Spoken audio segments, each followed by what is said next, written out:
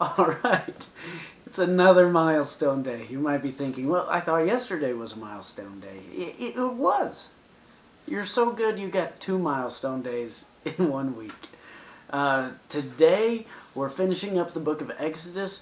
That would, those of you who've been going through the one-year Bible, that would make you one of the few who have gone through 3 books in the Bible. So, well done.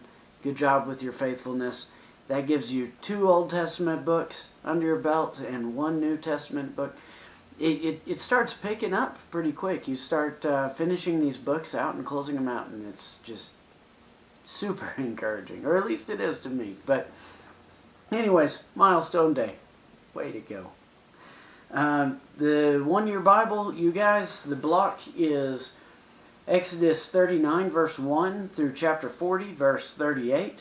Mark 1, verse 1 through 28, Psalm 35, verse 1 through 16, and Proverbs chapter 9, verse 11 through 12. Today, in celebration of finishing out Exodus, I want to look at the last part of Exodus.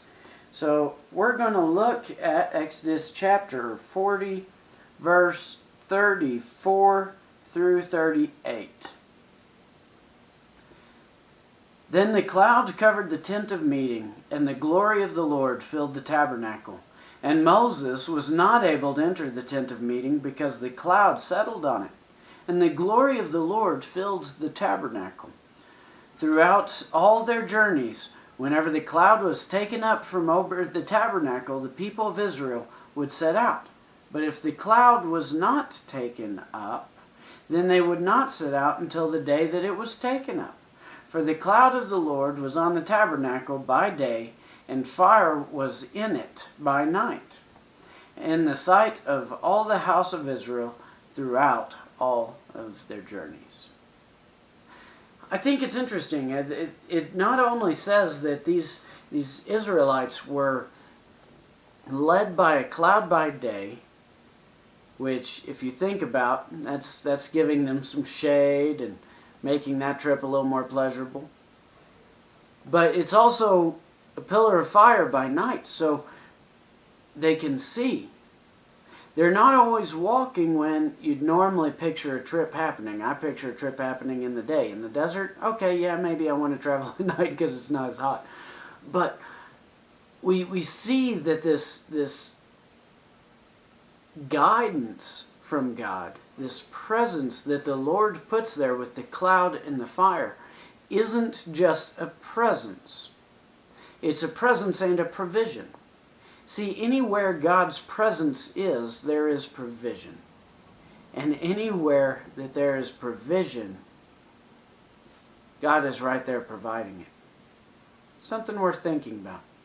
But one thing that really stuck out to me with this in the Israelites is it says that if the cloud was not taken up, they didn't set out until the day it was. These guys only left when they could follow God. Now, the catch we see later as we read through their journey into the Promised Land is they follow with their feet. Yeah, they wait for the Lord to move, and then with their feet they follow. But they never follow God totally with their hearts. They follow Him with their feet, they follow Him with their mouths, but their hearts seem to somehow always be far from Him. Here God's providing for them, and later they start whining and complaining, and it's just interesting.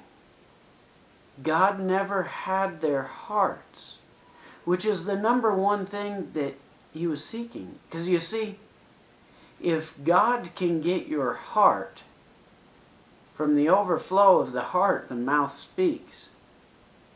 The actions come from your heart, rather than having to fake it until you make it.